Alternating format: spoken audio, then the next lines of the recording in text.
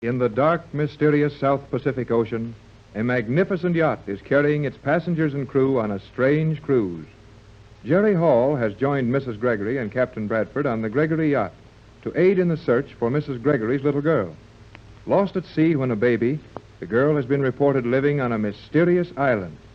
The yacht was anchored off a bank of what appeared to be fog, but was not natural fog. With the aid of apparatus designed by Captain Bradford, Jerry and his friends have looked over the fog and down onto the island. It is now after dark. The yacht is being drawn through the weird ring of fog, drawn without a sound toward the magic island. But Jerry, how could we be pulled to the island by the same magnetic force that was pushing it away from it an hour ago? Well, you see, Mrs. Gregory, magnetism works both ways. Maybe I can't explain it right, but anyhow, a magnet can either be fixed to attract or repel. Is that what I'm trying to say, Captain Bradford? Well, at least you're heading in the right direction, Jerry. It's a poor electrical engineer that can't do tricks with an electromagnet and plenty of power. Electrical engineer?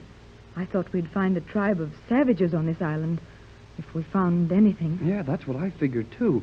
That old sailor, who lived on this island or visited or something, and then got away, he reported that he'd seen a little white girl living here with a strange race of savage people. Well, I'm not so sure of that, son. Remember, we got the story over our shortwave in Los Angeles. At the same time, you got it over yours. And if I remember rightly, the report said a strange race of people, not a savage race. Tex is right, Jerry. It did say a strange race. Of course, we naturally thought of savages as the only sort of people who might be living unknown to the rest of the world. Well, we know now that the people who made all these scientific things we're running into are not savages. It looks to me like they know a whole lot of things we don't. No doubt about it. And while we just stand and talk on this deck, a heavy yacht with 800 horsepower motors is drifting helplessly into something we know nothing about. Well, let's quit talking and do something. We're drifting into that island pretty fast now. We're inside the fog ring now. Oh, if only it wasn't dark. We'll hit the island pretty soon. But, well, we're going slow. I guess it won't hurt the boat. There's not a sound from anything. Can't even hear a ripple of water. This water is oiled or treated with something to hold it still on the surface. I can see a little light ahead. There's a yellow glow all over in front of us. Nothing we can see distinctly, though. We're slowing up. The boat is barely moving. Look, Tex. Can you see an outline there? Where? No. Where, Mrs. I Gregory? think not. Just off the port beam, Jerry. No. I don't see anything. I do now. You're right, Pat. Look over here, kid. There's an arm jutting out right alongside the rail. Golly of whiskers. It looks like a dock. We're drifting right up to it. Not drifting. Don't forget, son. We're being pulled. That light ahead is getting more distinct. I can make out the shoreline now. Funny shoreline. It looks so straight and smooth. See? See, it's shining in that yellow glow. Hold it. Quiet, both of you. Not a sound.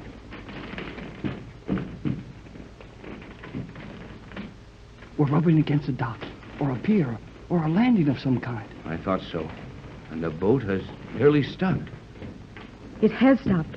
We're not making any headway. But the stern is swinging in near that landing. Gee, the boat acts as if it had a shoreline, and we're being snubbed in. We are being snubbed in, and without a line. This yacht is being warped against that dock by the same force that pulled us through the fog bank and into this shelter. But why don't we see somebody or something? Or hear something. Gosh, any kind of a noise would sound good right now. Hey, we stopped. We're hard against the thing on the port beam. Yes, we're here. And I'm afraid, Jerry, my boy, that we're actually on your magic island, whether we want to be or not. Want to be? Why, Tex, we've come thousands of miles to find this place. And my little girl. Do you think we'll really find Joan here, Captain? Like the old sailor said? We're liable to find most anything here. Then let's start looking for it. You better go into your cabin, Pat, and stay there while Jerry and I have the first look around. I should say not. Wherever you two go, I'm going. Where are we going, Tex? We're going to step out on that dock, or ramp, or whatever it is, and see what happens. Oh, boy. Let's go. Steady, son. You go back and tell the skipper to stand by. Tell him he can quit worrying about his anchors. We're fastened to this island until someone else wants us to go. Yes, sir. And Jerry, tell the skipper to look sharp and give us a signal if anybody boards him. I'll be right back, sir. Oh, Tex, What do you think we'll find here? What's going to happen? What manner of people live here? Hold on now, Pat. You know as much about all that as I do. We'll just have to ease ashore and keep snooping around until we find something. Or something finds us. You better stay aboard, Pat. I'm not afraid. That is, of course I'm afraid. Horribly afraid. But you're all here because of me. It's my little girl we're looking for. And I'll go wherever you go. All right. You're the boss of this expedition. Everything's shipshape aboard. I gave your orders to the skipper, Tex. Any comments from him? Well, he looked plenty worried, and he didn't even say as much as he usually does. That would be only one word at a time. This time he just nodded his head. All right, now here's our situation as I see it. There's no use making any plans as to what we intend to do, because we haven't the faintest idea what conditions we'll find when we get ashore. Now, we'll just step over on that landing there, keep close together, and walk toward that yellow glow of light. Whatever you say, Tex. Aye, aye, sir. All right, now. Over the side. I'll go first. All right, Jerry, come over. Now, Pat, give me your hand.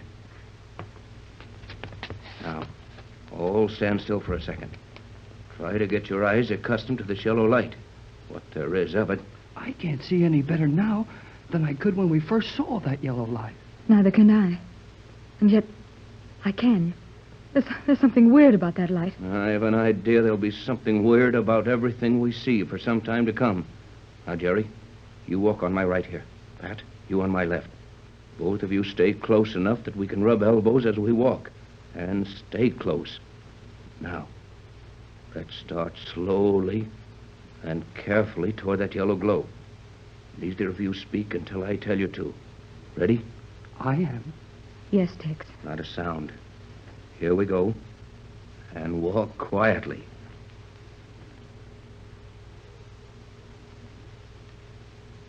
Stop. What is it? Did you see something? No, and I didn't hear anything. That's what's wrong. Well, what did you expect to hear? Our footsteps. I felt this landing with my hands when we came off the yacht. And if I ever felt any before, it's made of concrete. But here are three of us, walking at a fair pace. I have on heavy boots with leather heels, and yet we didn't make a sound. Oh, that's right. Well, wait till I feel this stuff with my hands. You're right, Tex. That's concrete, all right. But when I felt it, I slapped it good and hard. It made almost no sound. Gee, do you think... I think we've stumbled onto the greatest scientific miracle of our time. And there's no use in our trying to walk quietly or make any secret of our movements. You mean we're being watched now? In the dark? No. The captain means we're being watched by somebody who can see through this yellow haze, just as easy as we could see in broad daylight. No doubt about that, son. This island, if it is an island, is years ahead of anything we have ever known. And it has people on it that know things we never dreamed of. Could this all be artificial? The island, the fog, this light? Yes, it could be. And it is. For the simple reason that it couldn't possibly be natural. Golly whiskers. Well, what can we do? We can only do one thing, Jerry. Keep walking toward the center of that yellow light. Come on, then. I'm nervous and anxious to get it over with. I can't even see as well as I could. Say, wait a minute. That's funny. What's up, Jerry? That yellow light. Look, behind us. What? Why, the light has moved. The center of it is behind us now. Yes, and if you look to the right or left, you'll see the center of it there, too. But the center of it couldn't be all around us. It has no center. That yellow glow is perfectly diffused all over this area. Then maybe we're not walking toward the light at all. We're just walking through it. What if we walk off the edge of something here? Now, here, you get in the middle, Pat. No, I'll stay in the middle. You two are much lighter than I am. And if one of you slips off of something, the other two of us can pull you back onto this stuff we're walking on. Wouldn't you think we'd hear something soon? Yes, or see somebody. This has got me breaking out with ice water freckles. Maybe we'd better stop and think it over again. Getting scared, Jerry? You bet I'm scared. So am I, Jerry, but we may as well go on until... Oh. What is it? Which one of you gave me these? Huh? Gave you what? I gave you nothing. What do you... Huh? Well, why hand them to me? What are you two talking about? Pat just handed them to me. I did not. I still have the ones you gave me. Hey, now I've got them. Where did they come from? Pat, Jerry, steady now, both of you. Just answer my questions one at a time. Okay. Yes, Tex. Jerry, have you got a pair of glasses in your hands? Yeah, sure. Mrs. Gregory just handed them to Why, me. Jerry, you handed them to me. Quiet. One at a time, I said.